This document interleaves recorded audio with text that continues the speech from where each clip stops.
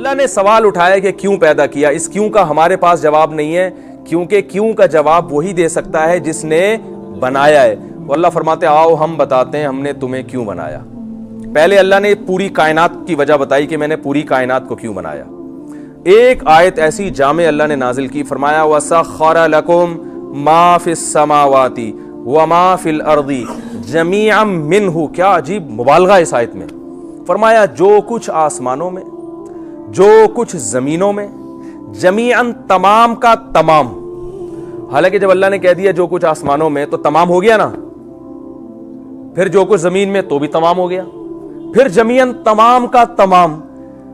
तो मैं हैरान होता था इतनी ताकीदें अल्लाह ने क्यों लगाई हैं। उसका जवाब एक दिन जहन में आया कि अगर एक चीज भी इस कायनात में ऐसी हो गई ना जिसकी अल्लाह ने पैदाइश की रीजन नहीं बयान की, तो ये इल्जाम किस पर है?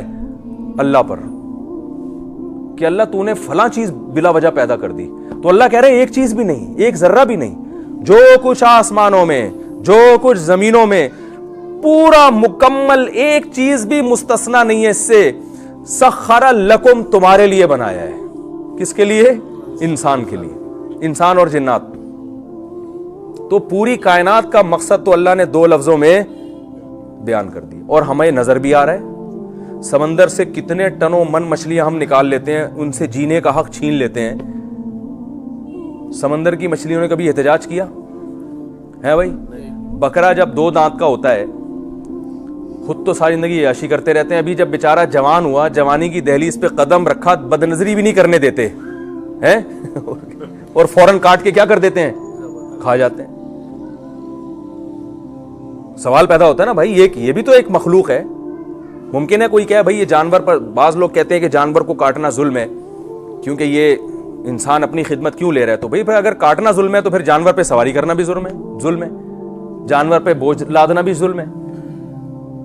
गधे से परमिशन थोड़ी ली जाती है कि हम आप पे बैठ के जाएं, घोड़े से परमिशन थोड़ी ली जाती है, वो तो बैठ जाते हैं। बल्कि घोड़ा तो सर्कस होता है, उसको सुधारना पड़ता है, मार पीट के उसको काबू में लाना पड़ता है, तो फिर ये भी जुल्म है।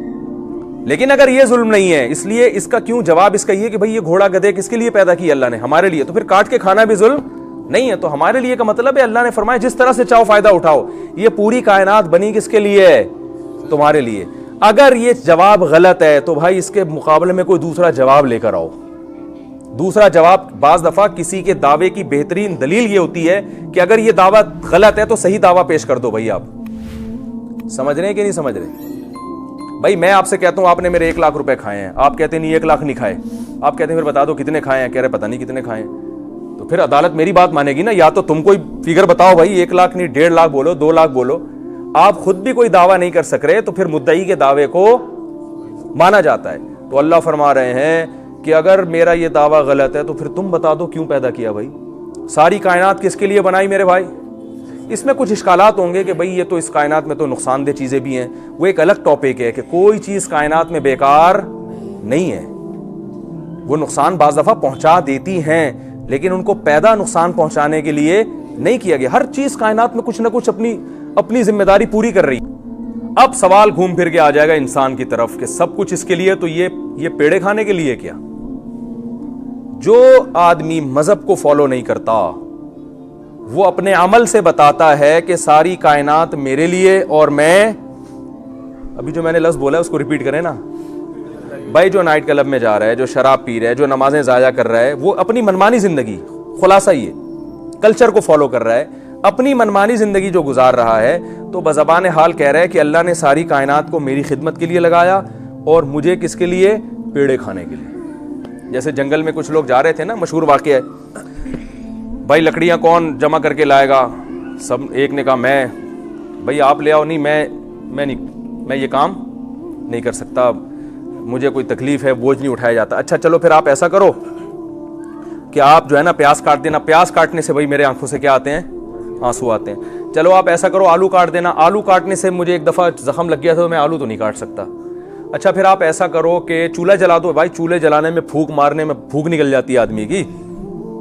मैं कोई सिलेंडर थोड़ी हूं जो इतनी फूके निकालूं। तो सारे, कोई भी काम नहीं कर रहा, वो अपनी जिम्मेदारी पूरी नहीं कर रहा, लेकिन जब खाना लगता है तो आके बैठ जाता है। तो ऐसे आदमी को कहते हैं ना क्या तू पेड़े खाने के लिए आया यहाँ पे? एक दफा जब करेगा, 2 दफा करेगा, तीसरी दफा जब करेगा तो ताना क्या मिलता है? ओ भाई तू यहाँ पेड़े खाने के लिए आया, काम तो कोई करता नहीं है।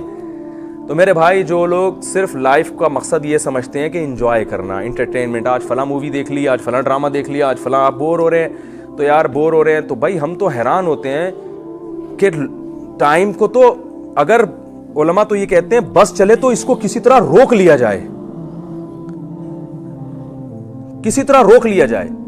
तो आप सोचो कि जिनके ये जज्बा हो कि किसी तरह टाइम को रोका जाए, जो मकसद हयात को पहचान लेते हैं ये जाया हो रहा है, तो वो जब ऐसे लोगों की बात सुनेंगे जो कह रहे हैं यार टाइम गुजर नहीं रहा, तो कितनी हैरानगी की बात होगी कि नहीं होगी?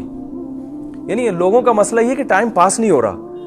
ओ भाई, अगर आप मकसद हयात को पहचान लो तो आप कहोगे ये पास हो क्यों रहा है, ये रुक क्यों नहीं जाता, अभी तो बहुत सारे काम हमने करने हैं। समझ में आ रही है बात कि नहीं आ रही है? लोग कहते हैं टाइम पास नहीं हो रहा, तो अहलुल्लाह क्या कहते हैं कि टाइम पास हो क्यों रहा है, ये रुक क्यों नहीं जाता, अभी तो बहुत सारे काम मरने से पहले हमने करने हैं, काश ये वक्त किसी तरीके से रुक जाए। टाइम याद रखो, जो ये कहता है ना पास नहीं हो रहा, वो बहुत बड़ा बेवकूफ है। उसे कब्रिस्तान ले जाओ, उसे दिखाओ कि भाई इनका टाइम पास हुआ था तो यहां तक पहुंचे हैं ये, तो आप भी यहां पहुंचोगे। क्या ख्याल है, पहुंचेंगे कि नहीं पहुंचेंगे? आप कहें हाँ मैं पहुंचूंगा, तो क्या टाइम पास हुए बगैर पहुंच जाओगे या पास करके पहुंचोगे? तो टाइम पास हो रहा है तभी तो कब्र में जाओगे, तो टाइम तो लाजमी पास हो रहा है। हाँ, ये टाइम अच्छे काम में पास हो रहा है या बुरे काम में। तो अब क्या होता है कि लोग क्या करते हैं, भाई टाइम पास नहीं हो रहा तो गाना सुन लिया, वो फलाने की गीबत कर ली, और चलो यार इस डब्बू में जाके, स्नूकर क्लब में वहां जाके वो 2-2 घंटे वो उसको शॉट मारते रहते हैं बैठ के, और बस वो एंटरटेनमेंट। मकसद हयात क्या है? बाकी ये जानवर इसके लिए मुसख्खर हो गए, जब चाहता है, इसका दिल चाहता है मछली खाने को चला जाता है, होटल पे मछली खा के आता है। उस मछली को कितनी टेंशन से निकाला होता है, वो कैसे मौत के घाट उतारा होता है उसको। जब चाहता है बकरे की चांपें खाने चला जाता है। तो ये बकरे की चांपें आसानी से थोड़ी बन गई हैं, इसके लिए बकरे का खून बहाया गया है, उससे जीने का हक छीना गया है। लेकिन बकरे को ना हड़ताल करने की इजाजत, ना एहतजाज करने की इजाजत। गाय घास खाती है, दूध कौन पीता है भाई? भैंस से सारी जिंदगी दूध निकाल के जब वो हड्डियों का ढांचा बनती है, तो होना तो ये चाहिए था एहसान का बदला एहसान। माएँ कहती है ना मैं दूध नहीं बख्शूंगी, कहती है ना, क्योंकि दूध पिलाना माँ समझती है मेरा सबसे बड़ा एहसान। तभी हम इस ताने से बचते हैं कि यार माँ ने ये ताना न दे कि दूध नहीं बख्शूंगी। जैसी माँ बूढ़ी होती है उसकी खिदमत करते हैं, अम्मा तूने मुझे बचपन में दूध पिलाया, मानते हैं ना कैसी खिदमत करते हैं उसकी, जनाब बस भाई खिदमत करते हैं, भाई इसने हमें दूध पिलाया। और माँ भी ये ताने देती है मैंने दूध पिलाया तुझे, लेकिन भैंस तो ज्यादा दूध पिलाती है भाई। क्या ख्याल है? माँ 1 पाव पिला देती है, आधा किलो पिला देती है, भैंस तो रोजाना 20-20 किलो पिला रही है। क्या ख्याल है भाई? और उस दूध में तो मक्खन और दही भी बन रहा है, और पता नहीं क्या क्या, देसी घी अलग और पनीर अलग। और तभी तो हिंदू लोग, भाई माजरत के साथ हिंदू लोग क्या कहते हैं कि भाई जिस गाय ने तुम्हारी इतनी खिदमत की है तो वो माँ है ना वो तुम्हारी। अकली लिहाज से तो बिल्कुल ठीक बात है ये। तो भैंस सारी जिंदगी दूध पिला पिला के आपको, और माँ तो बेचारी 2 साल तक पिलाएगी, भैंस तो मरते दम तक भी हकीम कह रहे होते हैं इसको गाय का दूध पिलाओ भाई कह रहे होते हैं ना। क्या ख्याल है? भैंस का पिलाओ, गाय का पिलाओ। वो अलग बात है, भैंस इतना नहीं पिला रही, गवाला उसमें वो खुद ज्यादा पिला रहा है आजकल। तो जब वो दूध देना बंद करती है, होना तो ये चाहिए था, अब उसकी खिदमत की जाती, उससे दम कराया जाता, वो बुजुर्ग बन चुकी है, फौरन सोहराब गोट में उसकी तश्कील हो जाती है। मैंने खुद वहां बुड्ढी हड्डियों निकली हुई अंचर पंचर जिन भैंसों के ढीले ना किसी काम की नहीं थी, ज़बा होते हुए देखी, और फिर वो दुम्बे की बोटी के नाम पे रात को बिखरा होता है, और वो ऐसा टाइट मसाला लगा होता है कि हम दुम्बा समझ के ही कई साल मैंने खाया है उसको बाद में पता चला ये भैंस की है। लेकिन बहरहाल भैंस की हो दुम्बे की है तो मजेदार ना, हमें क्या करना है, हम तो आम खाने से मतलब है, पेड़ गिनने से थोड़ी है। तो क्या सलूक किया भाई उसके साथ। लेकिन किसी मुफ्ती ने फतवा दिया या कोई अक़वाम मुत्तहिदा या यूएनओ की तरफ से कोई ऑर्डर रहा है ये गलत, ये जानवरों के साथ जुल्म हो रहा है, भाई सब कहते हैं यार इंसान है ना। तो बात आखिर में यही घूम फिर के आती है, जब ये सब कुछ कर रहे हो, इनसे फायदा भी उठा रहे हो, तो आपका भी तो कोई मकसद होगा ना भाई। या आप बस एंजॉय करने के लिए पैदा हुए हो लाइफ को? ये नहीं हो सकता, ये मुमकिन नहीं है।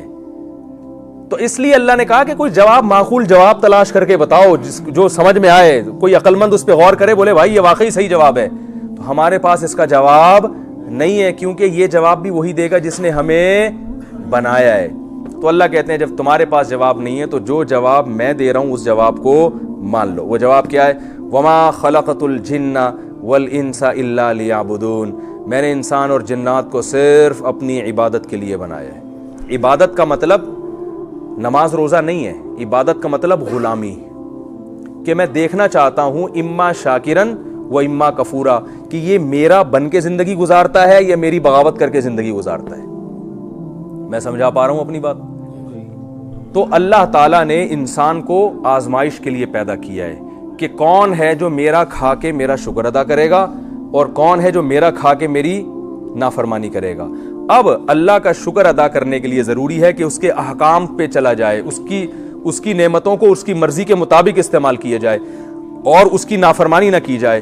तो मर्जी के मुताबिक जब ही चलेंगे ना, हमें पता भी होगा कि वो चाहता क्या है अपने बंदों से। क्या ख्याल है भाई? तो ये चाहत इस्लाम के अलावा दुनिया का कोई मजहब नहीं बताता। सिर्फ इस्लाम ही बताता है कि अल्लाह अपने बंदों से चाहता क्या है, और इस्लाम के पास इसके मजबूत दलाइल हैं कि ये अल्लाह का कलाम है। दुनिया में कोई ऐसी गाइडेंस नहीं है, कोई ऐसी किताब नहीं है कुरान के अलावा जो आपको बताए कि अल्लाह अपने बंदों से क्या चाहता है। तौरात और इंजील तहरीफ हो चुकी है, वो जब आप पढ़ेंगे तो आपकी समझ में ही नहीं आएगी। वो खुद गैर मुस्लिम मानते हैं, यहूद और नसारा, के ये गाइड नहीं कर सकती।